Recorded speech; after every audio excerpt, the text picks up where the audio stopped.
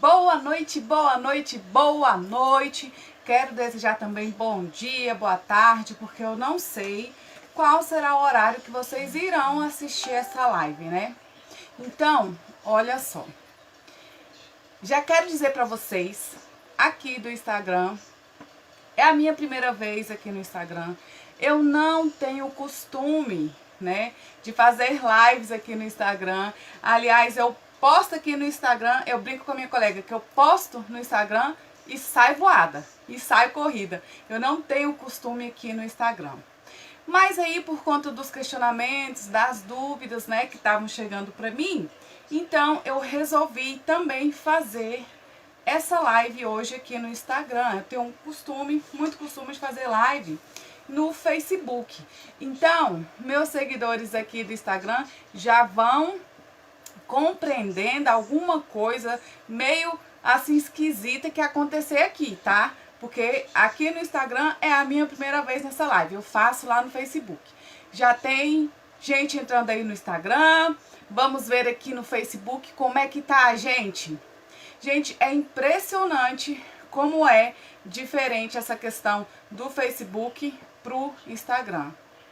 Porque Facebook sempre eu faço na horizontal, né?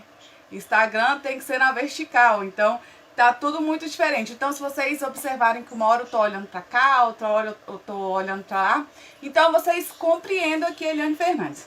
É o seguinte, hoje nós vamos fazer o Advogadeando sobre esse caso, né, que está tendo grande repercussão, muita repercussão midiática, que é o caso da Mari Ferri, tá? Eu recebi muitas dúvidas, muitos questionamentos, selecionei aqueles questionamentos que quem já me acompanha na Voz do Povo.justiça, no Advogadeando já sabe. Eu pego os principais questionamentos e aí faço aquele apanhado, aquela geral, e aí respondo, venho aqui, faço uma live, porque aí eu já respondo todo mundo de uma vez só, tá certo? Boa noite, Geisa, tá interessada, né, Geisa, nesse desfecho, né? Mas olha só, eu já vou avisá-los que eu não vou adentrar no mérito, tá? Eu não vou fazer juízo de valor sobre a sentença. Nós vamos nos ater aos principais questionamentos processuais, tá bom? Quem aqui no Facebook, quem aqui no Instagram, boa noite. Eu acho que é Valderi Martinho. Doutora Naira! Gente, estudei com a doutora Naira na UPS. Doutora Naira é extraordinária, gente. Beijo pra você, doutora Naira. Tudo bem? Boa noite pra todos aí, viu, gente? Fala pra mim, eu tenho sempre esse costume de perguntar como é que tá o áudio, como é que tá a imagem. Eu estou fazendo sem microfone hoje, tá? Então, meus seguidorinhos aí do Facebook, já fala pra mim como é que está a Geisa. Tá bom o áudio? Boa noite, Lili. Recebi aqui da produção falando que o áudio tá bom. E a imagem? Gente, eu estou assim, pasma. Como que é diferente a questão do Facebook pro Instagram? Não sei se é porque no Facebook é por meio de um aplicativo, né? E aqui no Instagram tá sendo direto. Talvez seja por isso. A imagem tá bem diferente. A qualidade aqui no Instagram, pelo menos aqui pra mim. Então, por isso que eu peço, quem tá assistindo aqui no Instagram, fala pra mim como é que tá a imagem e o áudio, tá bom? Eu vou precisar desabilitar algumas coisas aqui. Boa noite, Natura. Erilene, boa noite. Aloha Fernandes. Sejam todos muito bem-vindos aqui, gente. Eu confesso que aqui no Instagram eu não sei nada. Eu posto minhas coisas no Instagram e saio correndo. Pois ponto. Vamos lá. Quem não me conhece ainda aí, tá? A maioria das pessoas que me seguem aqui na Voz do Povo.justiça já me conhece. Mas como eu estou no Instagram hoje, então eu preciso me apresentar. Meu nome é Eliane Fernandes, eu sou advogada, tá? Atuo na área criminal. Sou idealizadora do projeto web jornal Voz do Povo.justiça no Facebook e também do projeto Advogadiando, que é esse que nós estamos hoje. Como é que funciona o Advogadiando? É o seguinte, sabe aquele dia que você encontra com seus amigos para papear um pouquinho sobre algum tema relevante, sobre algum tema comum entre vocês? Vocês vão papear? Então, aqui no Advogadiando é assim, vocês vão advogadiar. Nós vamos advogadiar um pouquinho, tá? É um bate-papo bem natural, até descontraído, dependendo dos momentos. E o nosso tema hoje é sobre o caso da Mari Ferre, tá? Eu recebi alguns questionamentos por conta desse tema tão polêmico, né? E aí, como eu já falei, eu não vou fazer juízo de valor sobre a decisão, tá? Que foi exarada na sentença. Não, isso eu não vou fazer. Mas eu vou tentar aclarar algumas dúvidas, alguns questionamentos. Tá certo? Quem já chegou aí, levanta a mão e dá uma boa noite aqui para Eliane Fernandes, gente. Vamos lá. Olha só. A primeira questão, tá? Estupro de vulnerável, tá? Foi a primeira dúvida. Eliane Fernandes, por que o réu lá...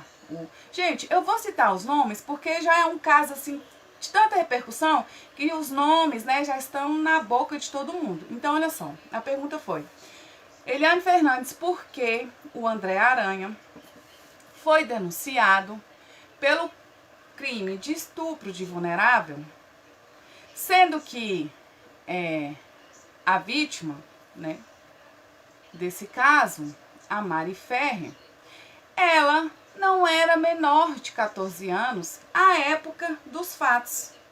Então essa foi a primeira pergunta. O que acontece, gente? Por que estupro de vulnerável, se ela não era menor de 14 anos? E aí, para isso, nós vamos ter que entrar um pouquinho na parte penal, na legislação. E para quem está aqui no Facebook comigo, vai conseguir ver, eu vou conseguir mostrar, tá? Por conta do aplicativo. Aqui no Instagram, eu já não consigo fazer essas coisas, tá bom? Boa noite, Juan, tudo bem? Bem-vindo! Aí, olha só, vamos colocar aqui para vocês o artigo 217-A do Código Penal. Vocês já estão vendo aí na tela. Vamos lá. Artigo 217-A. Ter conjunção carnal ou praticar ato libidinoso com menor de 14 anos. Ah, Eliane, mas a Mari Ferre, ela não era menor de 14 anos.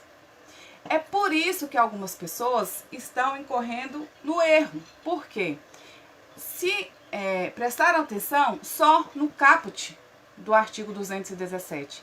Porém, tem os parágrafos, e é no parágrafo 1º que nós vamos nos ater aqui, tá?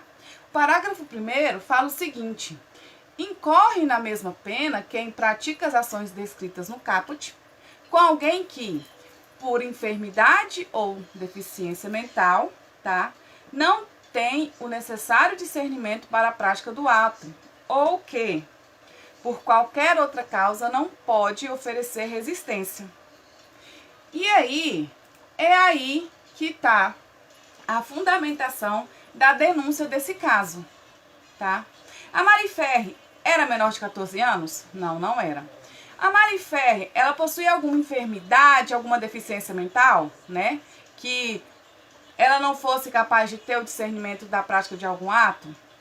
Aí, a denúncia foi baseada nessa segunda parte do parágrafo 1º, tá? Do artigo 217-A, que é a seguinte: ou por qualquer outra causa não pode oferecer resistência. E qual é essa outra causa nesse caso?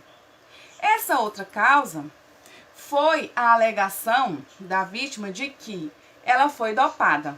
Então, o fato de ela ter alegado que estava dopada, isso fazia com que ela não tivesse o necessário discernimento, né, para entender o que estava acontecendo, ou que ela não pudesse evitar aquele ato, ela não pudesse evitar, fazer com que aquele ato não se concretizasse. Então, ela não tinha como resistir àquele ato. Então, este é o motivo de o André Aranha ter sido denunciado pelo crime de estupro de vulnerável, que está previsto no artigo 217-A, porém, a denúncia não foi baseada no caput, tá? Mas sim na segunda parte do parágrafo 1º, tá bom? Essa foi a fundamentação do promotor, tá? Que representa o Ministério Público, para poder fazer a denúncia. E aí, por conta disso, ele respondeu, ele foi denunciado, ele foi acusado, ele foi julgado, né? Pelo estupro de vulnerável. Não pela Mariferre ser menor de 14 anos, porque ela não era. Não pela Mariferre possuir alguma enfermidade ou alguma deficiência mental. Não por isso. Mas sim pela segunda parte desse artigo, tá? Do artigo 217-A, que é, por qualquer outra causa, não poder oferecer resistência, tá certo? Então, essa foi a primeira dúvida, né? A dúvida, uma das dúvidas mais recorrentes que mandaram para mim. Nossa, aqui no Facebook tá ótimo, tá? Muito bom. Quem chegou aí que ainda não deu uma boa noite, gente?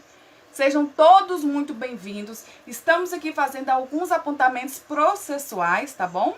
Não vou fazer juízo de valor sobre essa causa, mas vou apontar algumas questões processuais desse caso. Então, sejam todos muito bem-vindos. Deu boa noite de vocês. Se apresentem para mim. Meu nome é Eliane Fernandes, eu sou advogada.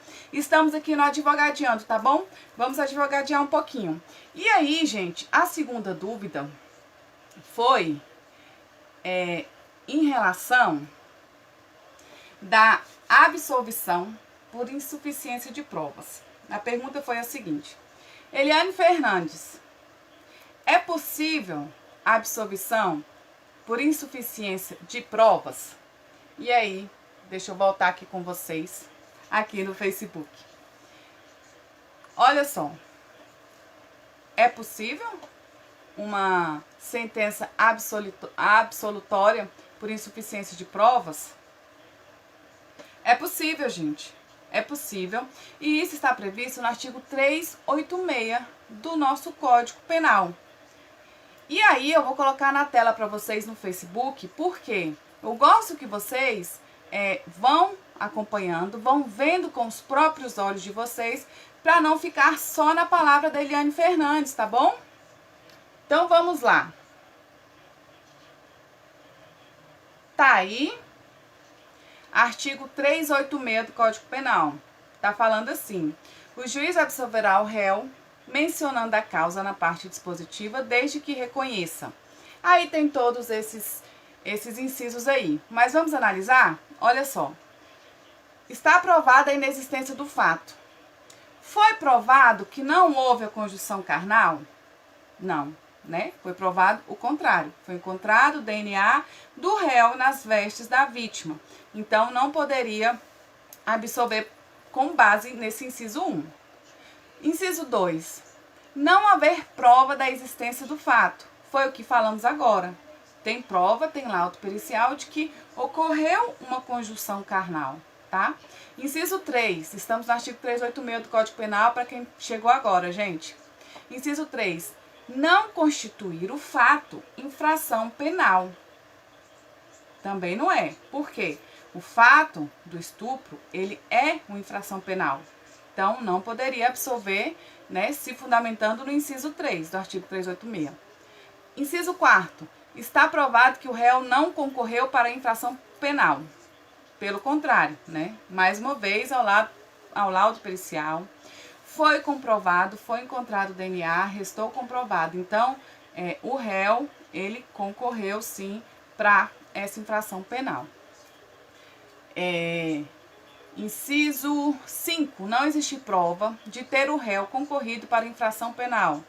Não, pelo contrário, né? Temos o laudo pericial. Inciso 6. Deixa eu acompanhar aqui.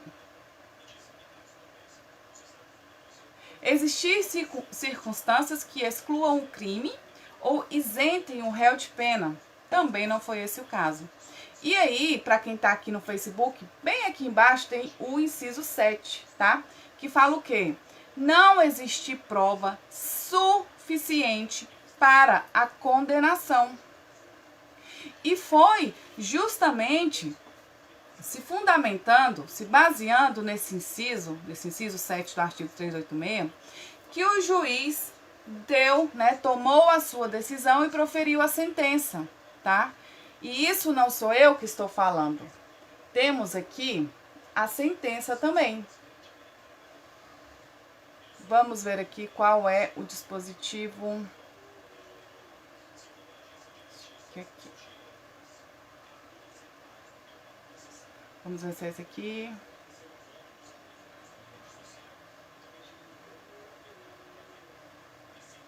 Gente, eu tento fazer assim para eu deixar mais claro possível para vocês, tá? Tá aqui. Olha aí. Essa parte aí, gente, é o dispositivo da sentença, tá? Já rodou o Brasil e o mundo inteiro, tá bom? E aí o que fala? Antexposto com fundamentos no artigo tal, lá, artigo 386, inciso 7, foi o que nós lemos aqui agora, né? Julgo improcedente os pedidos formulados na denúncia para o fim de absolver o réu, tá? Então, o juiz se justificou lá no inciso 7 do artigo 386 do Código. Vamos ver aqui. Tá. Quem já chegou aí mais? Levanta a mão, dá uma boa noite aqui, gente. Quem tiver alguma dúvida, vai colocando aí nos comentários, tá?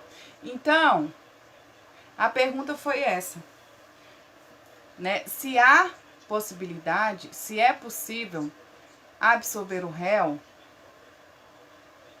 por conta da insuficiência de provas.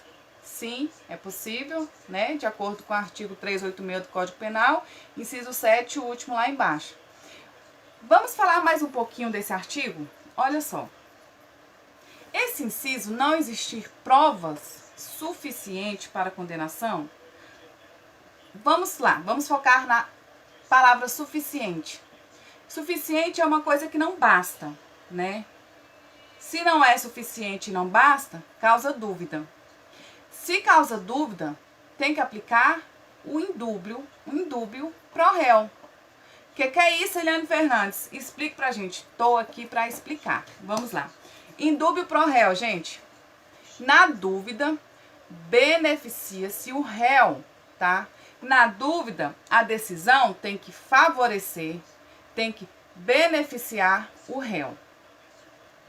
E aí foi isso que aconteceu nessa sentença do caso da Mari Ferrer. O juiz justificou a sentença absolutória no artigo 386 do Código Penal, no inciso 7, que fala aí, não existe provas suficientes para condenação.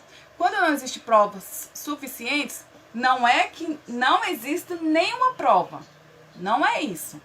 Tem prova nos autos, inclusive tem vídeos, tem fotos, tem depoimentos de várias testemunhas, salvo engano são 7, 8, uma quantidade assim, uma quantidade grande de testemunhas. Então, não é porque não existiam provas nos autos, tá? Tem provas nos autos, porém provas insuficientes. Pelo fato de as provas serem insuficientes, então, gera dúvida. E quando gera dúvida, aplica-se o princípio do indúbio pro réu. Na dúvida, favorece o réu. A dúvida beneficia o réu, tá? Então, essa é a questão, uma das justificativas utilizada para decisão que foi exarada nessa sentença. E aí, gente, quem mais entrou aqui no Instagram? Gente, olha só, eu tenho Instagram há algum tempo, deixa eu explicar um pouquinho aqui para vocês. Porém, eu não faço live aqui no Instagram, tá? Eu faço só no Facebook. Hoje é a primeira vez que eu estou fazendo live aqui no Instagram como teste. Então, já peço a colaboração de vocês, tá certo? Quem tá aí, boa noite, Lourdes, Amago Estética, HCS, Leonardo Lima. Tudo bem, Léo? Tá tocando hoje, não? Hoje tem, né? Hoje vocês iam tocar em algum lugar, né? Então, gente, olha só. Vocês precisam compreender que, às vezes, eu vou estar com um olhar, né, para outro canto. Porque estamos aqui com 2 celulares, então eu preciso me dividir, tá? E aí, o que acontece? Já tem uma outra dúvida. A outra dúvida, o outro questionamento é o seguinte, e vocês vão entender agora o motivo disso. Qual é a dúvida? O juiz é obrigado a absolver o réu quando o Ministério Público pede a absolvição?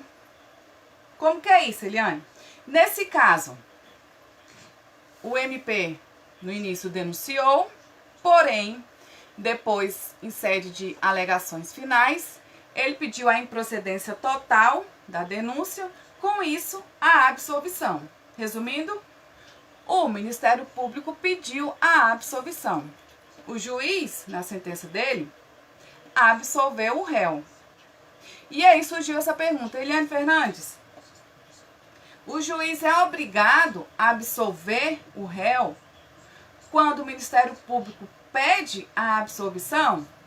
O juiz é obrigado? O juiz tem que seguir ali exatamente o que o Ministério Público pede?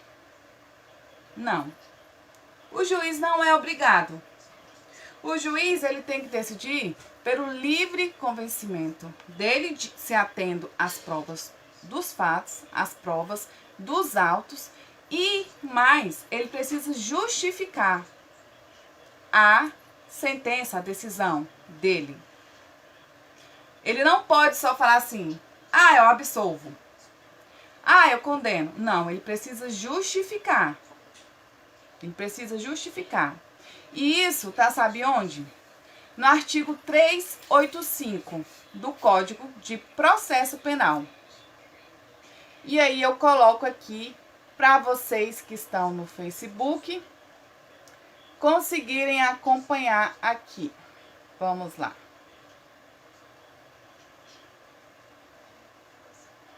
Não é, deixa eu ver. Quem chegou aí, já deu uma boa noite aqui pra mim, gente. Vou ler aqui pra vocês, que esse daí é o 156. Vamos lá, artigo 385 do Código de Processo Penal. Nos crimes de ação pública, o juiz poderá proferir a sentença condenatória, ainda que o Ministério Público tenha opinado pela absolvição, bem como reconhecer agravantes, embora nenhuma tenha sido alegada. Traduz, Eliane Fernandes, é o seguinte, esse artigo 385 fala o seguinte, se por acaso o Ministério Público, né, em sede de alegações finais, pede, pleiteia, pugna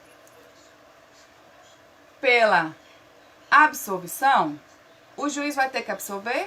Ele é obrigado a absolver? Não. Ele pode condenar. E mais, se o Ministério Público tiver denunciado, né, o réu por um crime e não tiver optado por colocar na denúncia algum agravante, o juiz poderá reconhecer alguma agravante que ele ache necessário de acordo com as provas dos autos. E vice-versa também. Se o Ministério Público pleitear, requerer, pugnar pela condenação, o juiz pode absolver. Se o MP pugnar pela absolvição, o juiz pode condenar. Então, o juiz, ele tem essa liberalidade. O juiz pode, tá? Tá aqui previsto no 385 do CPP. Então, não é assim. O Ministério Público fala, né? Opina, requer o que ele acha necessário e o juiz tem que seguir à risca o que o MP pede. Se fosse assim, não haveria necessidade de ter um juiz da causa. Não precisaria, né? Bastaria o Ministério Público pedir e pronto, já estava ali decidido. Não, o juiz não está restrito ao pedido do MP. tá? O juiz não está limitado a decidir conforme o pedido do Ministério Público, não. Ele tem a liberalidade. E essa liberalidade está prevista no 385 do CPP que lemos agora, tá? Então, o juiz não é obrigado a decidir de acordo com o que o MP pede. O MP pede a absolvição, ele pode analisar os autos, analisar as provas e falar, não, aqui eu entendo que eu devo condenar. E aí ele pode condenar, tá? Aí, olha só. Vou ver se eu consigo colocar aqui para vocês uma justificativa que o juiz colocou aqui sobre a decisão dele. Aqui. Quem tá no Facebook já tá aí na tela para vocês, tá? Como foi que o juiz... Ó, olha só, quem tá aqui no Facebook, essa é a sentença, tá? Eu só dei print e coloquei aqui para vocês acompanharem, para não dizer que é a Eliane Fernandes que tá falando. Então, olha só. Lá na sentença, o juiz colocou assim, abre aspas, não há qualquer possibilidade de o juiz condenar quando o representante do Ministério Público requer a absolvição, fecha aspas, tá? Ele disse que não existe possibilidade dele condenar quando o Ministério Público pede a absolvição. Ou seja, ele está dizendo que não há possibilidade dele decidir contrário ao pedido do MP. Mas, né, nós vimos que no artigo 385 do CPP tem essa liberalidade. Olha só, nos crimes de ação pública, o juiz poderá proferir sentença condenatória, ainda que o Ministério Público tenha opinado pela absolvição. Ou seja, o Ministério Público pediu a absolvição, mas aí fala que o juiz pode condenar. E mais, o juiz ainda pode até reconhecer agravantes que o MP não tenha reconhecido lá na denúncia, tá? Então, o juiz, ele tem essa liberalidade. Ele não está restrito, ele não está limitado aos pedidos do Ministério Público, tá certo? E aí, tem a segunda parte ainda da justificativa. Vamos lá. Colocar novamente aqui para vocês. Olha aí. A segunda parte, o juiz continua justificando o fato de ele ter decidido favorável ao Ministério Público com a seguinte frase: proceder dessa forma seria uma fraude ao sistema acusatório, frente à positivação recente de tal sistema em nosso ordenamento jurídico. O que ele fala? Ele continua falando que ele tem que seguir, ele tem que decidir de acordo com o pedido do Ministério Público e mais, que caso ele não se atente a essa observação, se caso ele tome uma atitude dessa forma, ele estaria cometendo uma fraude ao sistema acusatório, né? Que foi implementada agora no ordenamento jurídico, lá no artigo 3º-A do Código de Processo Penal. Vamos ver se eu consigo colocar aqui para vocês do Facebook. Não é esse. Vamos lá. Boa noite, quem chegou aí? Professor Fabrício! Ai, que coisa boa, gente. Tive aula com o professor Fabrício na UPS. Gente, eu lembro até hoje do nosso churrasco de encerramento. Nós fizemos um churrasco lá na porta da UPS. O senhor lembra, professor Fabrício? O senhor participou.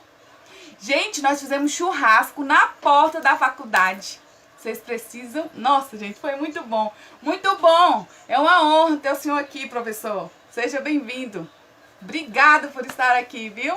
É minha primeira vez de live aqui no Instagram. Eu nunca fiz live aqui. Então, eu tô fazendo live simultânea.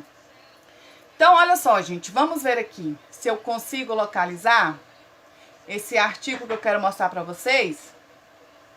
para vocês terem uma ideia do que eu estou falando. Cadê o tal do 3A? Quem já chegou aí no Facebook, gente? Quem já chegou aí no Facebook, que ainda não falou comigo aqui. 255. Não estou conseguindo localizar, eu tinha separado, mas ao vivo é assim, né? Tem que se virar nos 30. E aí é o seguinte. Vamos voltar aqui. Na justificativa, na segunda parte da justificativa, o juiz fala assim: proceder dessa forma seria uma fraude ao sistema acusatório frente à positivação recente de tal sistema em nosso ordenamento jurídico. E aí invoca o artigo 3º-A do Código de Processo Penal. Ou seja, ele está tentando, né, resguardar essa sentença de todas as maneiras. E eu lembrando para vocês, né, que eu estou aqui tentando aclarar algumas dúvidas que me mandaram e também respondendo essas dúvidas de acordo com a legislação penal e de acordo com o que eu faria se eu estivesse atuando na causa, tá? E aí tá, ele invoca o artigo 3º-A do Código de Processo Penal para basear, né? Ele fala que se ele decidisse de maneira contrária ao pedido do Ministério Público, ele estaria fraudando o ordenamento jurídico, né? Só que o que acontece? Esse artigo 3º-A, né, que ele fala que foi positivado agora atualmente, esse artigo 3º-A do Código de Processo Penal está suspenso. Tanto do 3º-A até o 3º-F, eles estão suspensos. Então, eles não podem ser aplicados. Então, ele não poderia ter fundamentado, ter justificado nesse artigo 3º-A. Então, o que eu entendi aí foi uma justificativa meio que alternativa, meio que subsidiária, para embasar mais, dar mais força para essa sentença absolutória que ele teve. Então, vamos repetir. O juiz, a pergunta foi se o juiz é obrigado a absolver o réu quando o Ministério Público, se o juiz é obrigado a absolver o réu quando o Ministério Público pede a absolvição. Não, nós vimos que o juiz não é obrigado, ele não está limitado, tá, a decidir conforme os pedidos do Ministério Público, e está no artigo 385 do Código de Processo Penal. E aí, o juiz continua, né, justificando, fala que proceder dessa forma seria uma fraude acusatória, invoca o artigo 3º-A do Código de Processo Penal. No entanto, esse artigo 3º-A até o 3º-F estão suspensos, não podem ser aplicados, então não poderia ter sido invocado, ao meu ver, aqui nessa sentença, porque estão suspensos. E aí, ainda tem mais uma coisinha, tá? Nós temos no artigo 156 do Código de Processo Penal o seguinte: a prova de alegação incumbirá a quem a fizer, sendo, porém, facultado ao juiz de ofício. Eliane Fernandes, fala aí o que é de ofício. De ofício é que o juiz ele pode tomar essa medida sem precisar ser provocado pelas partes, pelo réu, pela vítima, pelo Ministério Público. Então, o juiz, vamos repetir aqui, artigo 156 do CPP, a prova da alegação incumbirá a quem a fizer, sendo, porém, facultado ao juiz de ofício. Aí, vamos para o inciso 2. Determinar no curso da instrução ou antes de proferir sentença a realização de diligências para dirimir dúvida sobre ponto relevante. Tá, Eliane, mas o que significa isso? O que isso tem a ver com a decisão de absolver por insuficiências de provas? Tem tudo a ver, gente. Olha só, aqui fala claramente que o juiz pode de ofício, né? Ele pode de ofício determinar no curso da instrução ou antes de proferir a sentença a realização de diligências. Então, o que acontece? Se, né, como ele disse que tinham provas insuficientes para condenar, ele estava na dúvida e não quisesse de cara aplicar o indúbio pro réu, ele poderia ter determinado diligências, que são diligências, determinar a busca de novas testemunhas, apontar novas testemunhas, vídeos, fotos, alguma coisa que pudesse sanar as dúvidas. As dúvidas que ele tinha e que estavam impedindo de decidir, de tomar aquela decisão. Então, o juiz poderia ter feito isso, né? Determinado diligências para poder... Amor, desliga aqui o negócio, por favor. Determinar diligências para resolver, para sanar as dúvidas em relação a esse caso, em relação à absolvição ou à condenação do réu, nesse caso, em comento que estamos aqui, tá? E aí, mais um questionamento, que foi o famoso, que foi o falado, que foi o que causou esse burburinho todo. Gente, eu falo muito, né? Tomar aqui uma aguinha para molhar a palavra. Olha só, eu acho que o que causou mais essa comoção maior foi essa questão aqui. Estupro culposo, né? Que foi divulgado pela mídia, que o juiz tinha decidido essa questão de estupro culposo, que tinha... E aí publicaram algumas coisas. No entanto, o que eu pude observar, porque assim, eu luto por justiça. Eu não estou aqui para falar que houve estupro ou que não houve o estupro. Eu estou aqui para advogarmos um pouco sobre essas dúvidas processuais. E aí o que acontece? Aquele vídeo famoso, né? Que foi o que causou tudo isso. Boa noite, Marconi Zulu, França, Conceição, André Luiz Dias. E aí o que causou tudo isso foi aquele vídeo de uma empresa aí que falava sobre, né? Colocou lá, estupro culposo. E aí, eu tenho até um print aqui, deixa eu mostrar aqui pra vocês. Aqui. Quem está no Facebook vai conseguir aí me acompanhar. Tá aí, tá?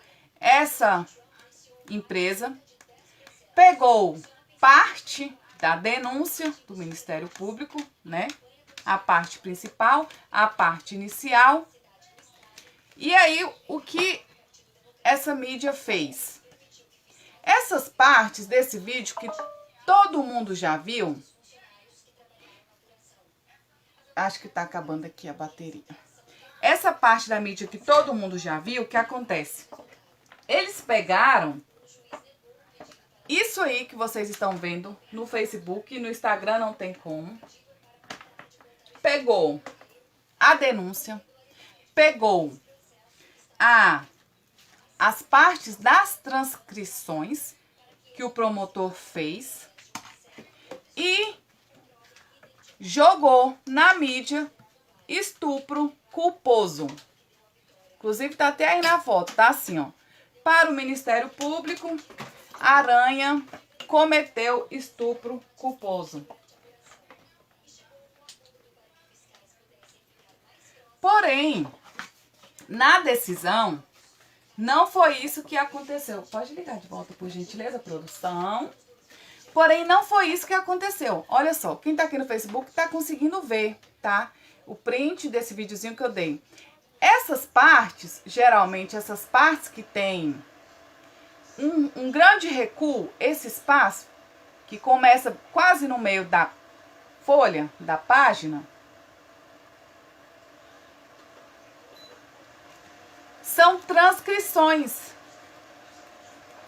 que os promotores, os juízes, os advogados, eles usam para fundamentar, para justificar algo. Então, quando nós fazemos transcrições, né, tem esse recuo maior que é para poder identificar que foi copiado de um livro, de um doutrinador. Então, o que foi feito? Essa empresa digital, tem escrito aí, deixa eu ver aqui que tá para carregar. Instagram, me ajuda que eu sou nova aqui. Deixa eu ver se agora tá carregando aqui no Instagram, gente. Aí eu fui com a mão bem na frente, olha só. Pronto, agora tá carregando. E aí o que eles fizeram? Eles pegaram só as transcrições e foram pegando pedaços das transcrições da parte que falava sobre um crime culposo, né? Sem dolo e tal. E aí jogou na mídia, vendeu a ideia, essa ideia aí para o Ministério Público. A Aranha cometeu estupro culposo. Só. E aí todo mundo comprou a ideia porque não tinha como ter acesso. Depois de um tempo é que foi divulgada a sentença. Então, não podemos nos ater a certas publicações midiáticas sem tentar aprofundar. Então, foi isso que aconteceu. Na sentença, não tem lá o juiz falando estupro culposo e tal, porque estupro culposo não existe. Então, vamos lá. O que aconteceu? O estupro, ele é um crime doloso, ele não admite a forma culposa. Gente, tá tudo certo aqui no Facebook, tá tudo certo aqui no Instagram também. Boa noite, doutora Vanessa Fernandes, tem o meu sobrenome, Peter. E aí o que acontece? O estupro, ele é doloso, ele não admite a forma culposa. Isso nós sabemos. Agora, para um crime ser cometido na forma culposa, ele precisa ter sido praticado por negligência, imprudência ou imperícia. Tem como nós imaginarmos um estupro praticado com negligência? Boa noite, Lidiane Pereira. Imagine aí, um estupro praticado por negligência. Como seria isso? Eliane Fernandes fala pra gente. Seria mais ou menos assim, negligência, né? A pessoa teria a obrigação, né? Teria a obrigação de estuprar alguém. Não tem nem como imaginar um negócio desse. Imprudência. Imprudência. Praticou um estupro sem querer. Eu fui imprudente. Não existe, não tem como nem imaginar, não tem como nem citar exemplos disso. Não tem como. Então, o que aconteceu, né? Uma das justificativas também para sentença absolutória foi o quê? Primeiro foi a insuficiência de provas, que nós já falamos. E aí também o juiz, nesse caso, ele entendeu que o réu, ele agiu por erro de tipo. O que é erro de tipo? Olha só, o que acontece? O réu, apesar de saber que a Marifer era maior de 14 anos, não possuía nenhuma enfermidade ou deficiência mental, ele errou quando ele pensou que ela estava sóbria, que ela tinha capacidade de discernir, de consentir, né, aquele ato sexual, que ela teria capacidade também de revidar, de evitar aquele ato.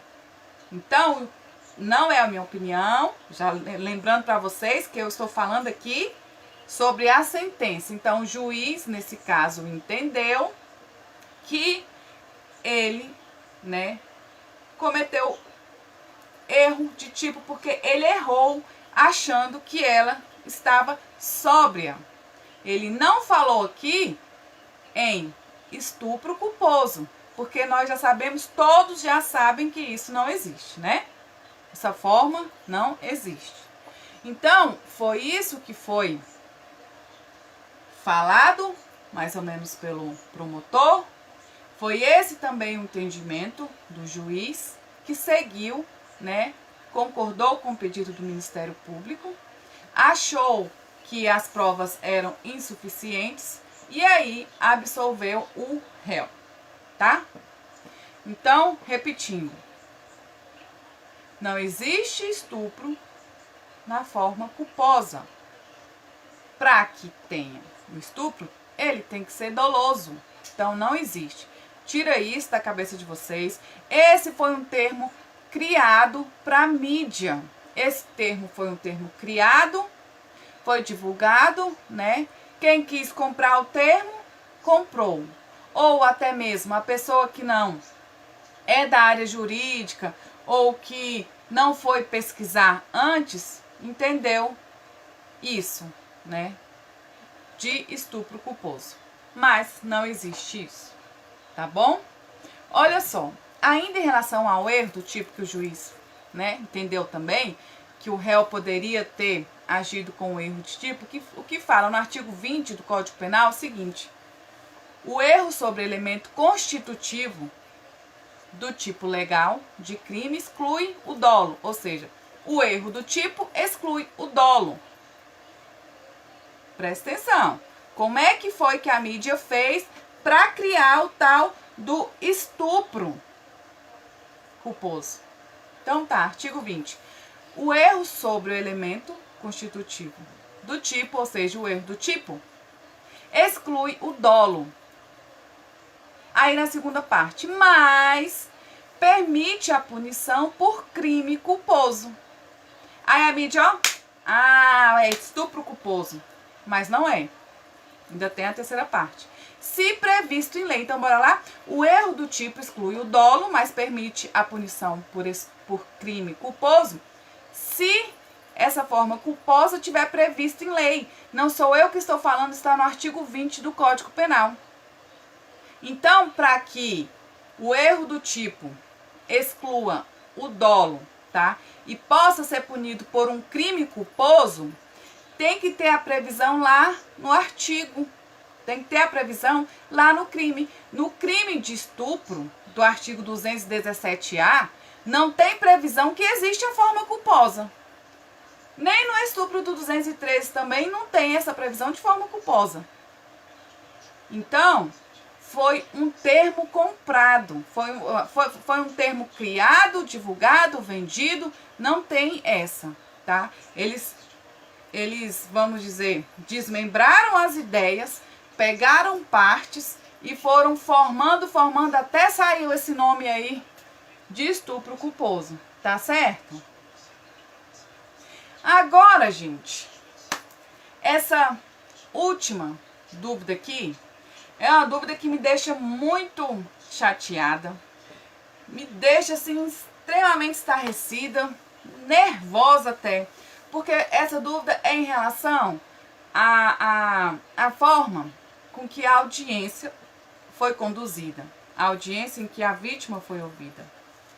E eu digo vítima, gente, porque na denúncia a Mari Ferri, ela está qualificada como vítima, né? Produção, desliga aí de novo, por gentileza. E aí, o que acontece? A dúvida é a seguinte, né? Não é nem dúvida, é para eu falar um pouquinho sobre a forma da condução da audiência. Gente, olha só, foi lamentável, tá? Foi repugnante, inclusive eu fiz uma nota de repúdio sobre a conduta do advogado defensor do réu, tá? Eu penso que talvez esse advogado, apesar dele ser extremamente renomado, né, cobrar honorários altíssimos, ser muito conhecido, já ter atuado em casos muito conhecidos, muito famosos, casos renomados. Eu penso que talvez, apesar de todo esse renome que ele tem, ele tenha investido o tempo dele, tanto talvez nesses casos, que não deu tempo, um tempinho para ele pelo menos ler o Código de Ética da OAB, o Estatuto. Eu penso que talvez ele não tenha lido, porque para agir da forma que ele agiu... Eliane Fernandes, mas ele estava em defesa do cliente dele. Ele fez aquilo em defesa do cliente dele. Gente, todas as pessoas são merecedoras de respeito, dignidade, direitos e garantias, ainda mais em uma audiência. Uma audiência onde estavam presentes o advogado do réu, o promotor, representante do Ministério Público, né, que é o fiscal da lei, que tem que zelar pela justiça, o juiz, e tinha um defensor público que a vítima tentou desconstituir ali naquele momento, mas não conseguiu. Eliane, mas as fotos dela, ela é blogueira, ela é isso, ela é aquilo. Gente, independente das fotos, independente das posições, ele criou até uma posição, né? Chama posição ginecológica. Independente disso, ele, como advogado tão renomado que ele era, ele deveria ter pelo menos respeito, já que não demonstrou ter ética. Pelo menos respeito ele deveria ter. Porque ele a humilhou, a destratou, a diminuiu como mulher, foi totalmente machista,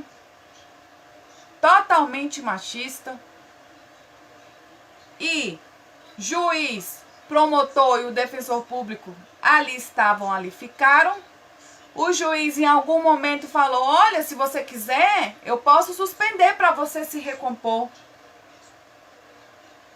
Eu, naquele momento, não teria deixado. Excelência, o senhor pode, por gentileza, pedir que o advogado de defesa, ele tenha respeito, urbanidade, cordialidade? Na verdade, não precisaria nem a defesa da vítima pedir, não. O juiz poderia ter feito isso de pronto. O promotor poderia ter feito isso de pronto.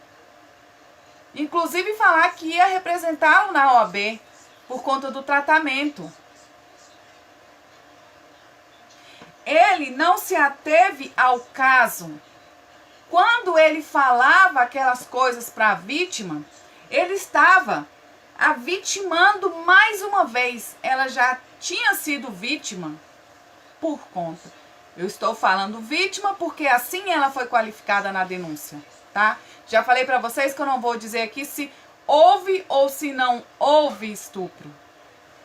Não estou aqui para falar se houve ou se não houve estupro. Mas a Mari Ferri foi qualificada na denúncia como vítima. E consta em todo o caderno processual que ela é vítima. Então assim eu vou me referir a ela. Quando ele falava todas aquelas atrocidades para aquela vítima, eu acho que ele esqueceu que ele nasceu de uma mulher, né? Ele deve ter esquecido. Não é a roupa, não é as fotos, não é a profissão. Ele acabou, ele a humilhou, ele pisou em cima, como se fosse um pano de chão. Ela já estava ali vitimada pelo caso, repito, foi qualificada como vítima, e ele estava a vitimando ainda mais. Não estou falando vitimizando, estou falando vitimando ainda mais. Então, assim, isso me deixa frustrada. Hoje mesmo eu estava comentando em um dos grupos do WhatsApp que a gente participa, né, de vários grupos de advogados, de Goiás, do DF.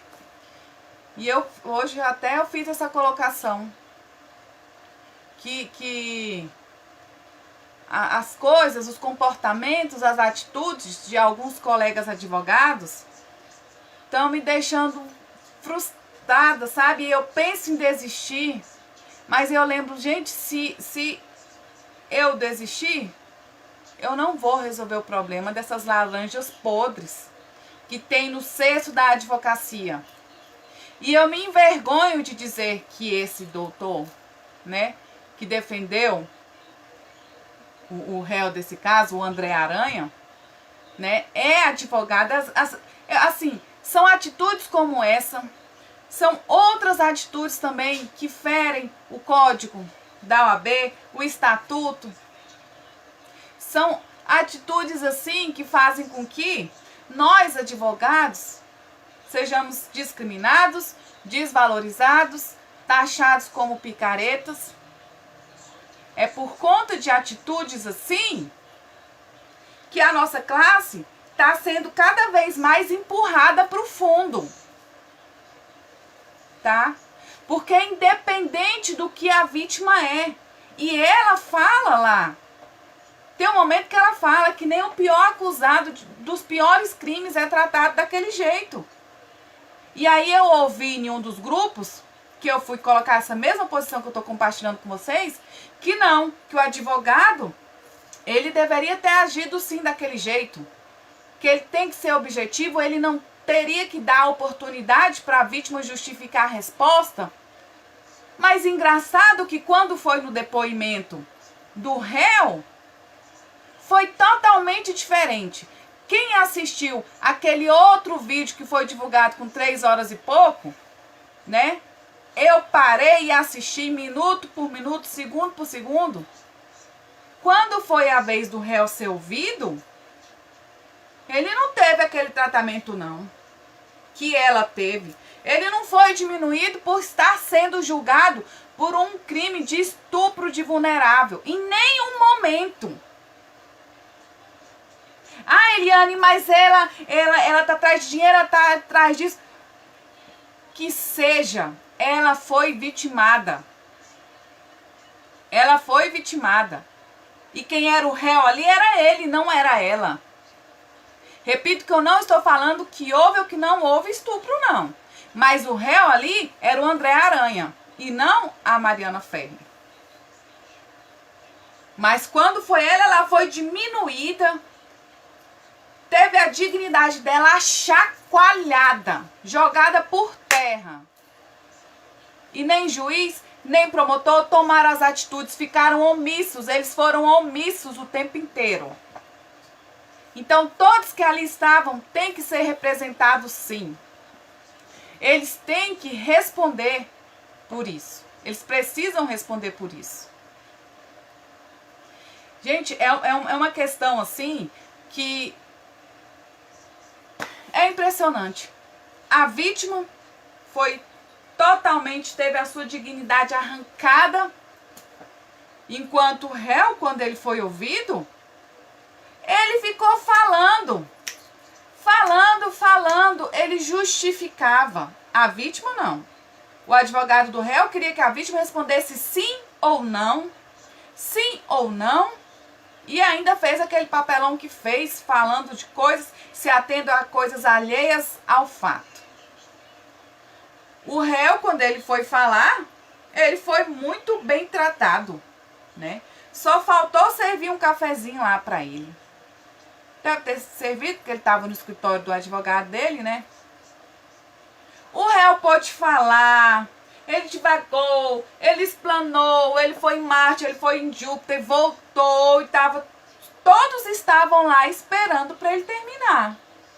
Ele não foi interrompido.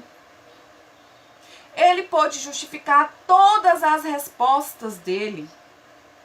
E a vítima não.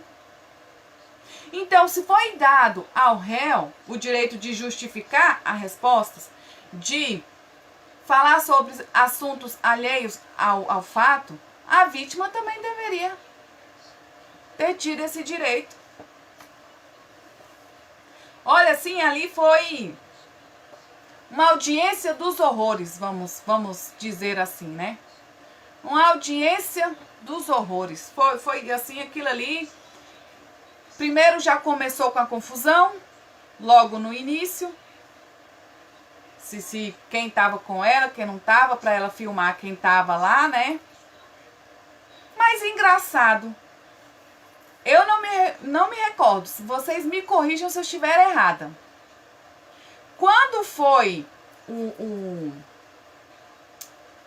réu, que ele tava no advogado do escritório dele, no escritório do advogado dele, que é muito renomado, não foi pedido para ele filmar o escritório, para dar um 360 graus, para mostrar que não tinha ninguém, igual foi pedido para a vítima. A vítima queria desconstituir o defensor naquele momento, não pôde, foi aquela confusão logo no início. Então, eu fico envergonhada. Às vezes a pessoa fala assim, qual é a sua profissão? Eu falo, dona de casa. Porque se eu falar que sou advogada, e se eu falar que sou advogada criminal, aí o negócio pega. Já começa, não, advogado de bandido, bandido é. Mas não é assim. E eu sempre bato na mesma tecla. Imagine você, se você estivesse sendo julgado por engano, chega a ser preso por engano. Você vai procurar um advogado civilista, tributarista? Ou você vai procurar o melhor advogado criminalista desse mundo para defender você, sabendo que você é inocente? Então, não pode julgar toda a classe por conta das laranjas podres que tem no cesto da advocacia, não, gente. Toda profissão tem aquelas laranjas podres que acabam denegrindo a imagem de todos. Mas assim que eu tô, nossa, enojada. Quando eu vi aquela cena, foi me dando um nervoso aqui, eu fico enojada com o trem daquele. Um advogado que deve lutar por justiça, e eu digo para vocês que a justiça não é só condenar, não é só absolver. A justiça engloba tanta coisa.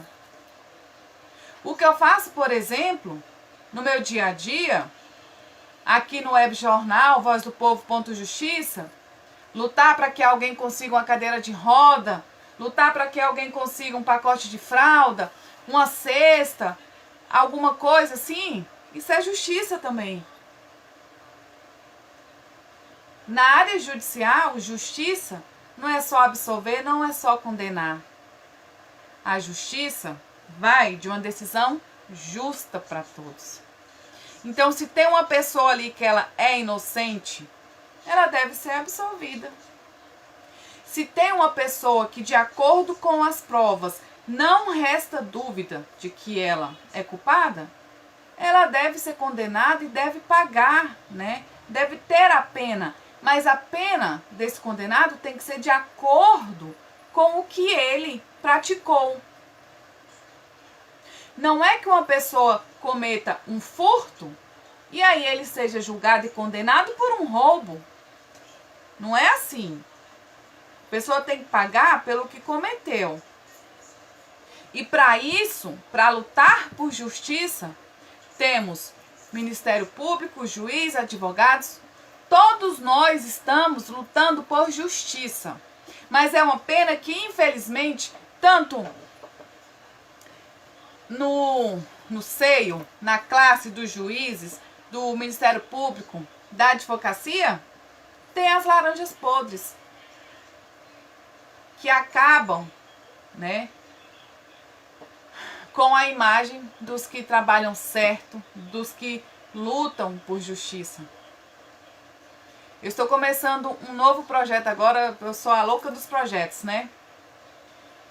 E aí eu já comecei até a divulgar para vocês também casos de inocentes que foram condenados, foram presos, ficaram 12, 13, 88, 2 anos presos, né? por um erro judicial, por um erro no reconhecimento, que foi por meio de fotografia, por um erro judicial. Um erro no inquérito. Então, o advogado, ele tem que zelar pela profissão. E tem que partir dele como é que um profissional se diz lutar por justiça, defender leis, defender direitos, seguir as leis, quando ele mesmo não segue, não age, não atua com ética, com a cordialidade, a urbanidade que ele tem que seguir. Né? Então, eu vejo assim, gente, todos os dias, advogados cometendo infrações, né? Agindo com irregularidades. Ah, Eliane, mas como é que é isso? Tem vários tipos. Famoso jeitinho, famoso conchavo, a famosa captação de clientela na porta de delegacia do trabalho, na porta de Tribunal do Trabalho, na porta do INSS, na porta de cartório. Como que uma pessoa que age errado, que não cumpre as leis, se diz defensor dos direitos, se diz defensor da justiça? E isso vai me frustrando cada dia mais. Porque eu vejo que, infelizmente, esses profissionais que atuam dessa maneira são os bambambãs aí, né? Veja só a conduta que esse advogado do caso Marifer teve durante a audiência. E observe qual o grau, qual o patamar de reconhecimento, de fama que ele tem, né? O que era para ser assim, lá embaixo, na verdade é assim. Qual a conclusão que temos disso? Que os que agem de forma errada, antiética, ilícita, são os que sobem, são os que vão para cima, são os que ganham dinheiro, que ganham mais. Não pode ser assim, não é para ser assim. E aí, quando eu penso em desistir de advogar na área criminal, eu lembro, Eliane, não vai adiantar só você que age certo desistir, porque os errados vão continuar aí. Então tem que ter pessoas, profissionais, advogados que agem, que trabalham certo, que sigam as leis, as regras, os deveres, né? Tem que ter, para que aqueles outros que agem errados não se sobressaiam. E é assim não só na advocacia, gente. É em todas as classes. É na medicina, é na odontologia, é no comércio, é na engenharia. Toda classe tem as laranjas podres. Boa noite, Vina, Reginha. Então é isso, gente. Olha só, essas foram as pontuações, tá, processuais sobre esse caso, né? Agora, no final, eu tive que expor em relação à conduta do advogado, porque realmente é inaceitável, inadmissível aquela conduta dele com a vítima. Em nenhum momento aqui, do início ao fim, eu não disse que houve ou que não houve estupro, tá? Me ative aos fatos processuais, às dúvidas que me mandaram. E aí, digo para vocês que já foi divulgado também que o Ministério Público, ele vai recorrer. E aí, então, vamos aguardar, né, a decisão do recurso. Vamos ver como vai ficar.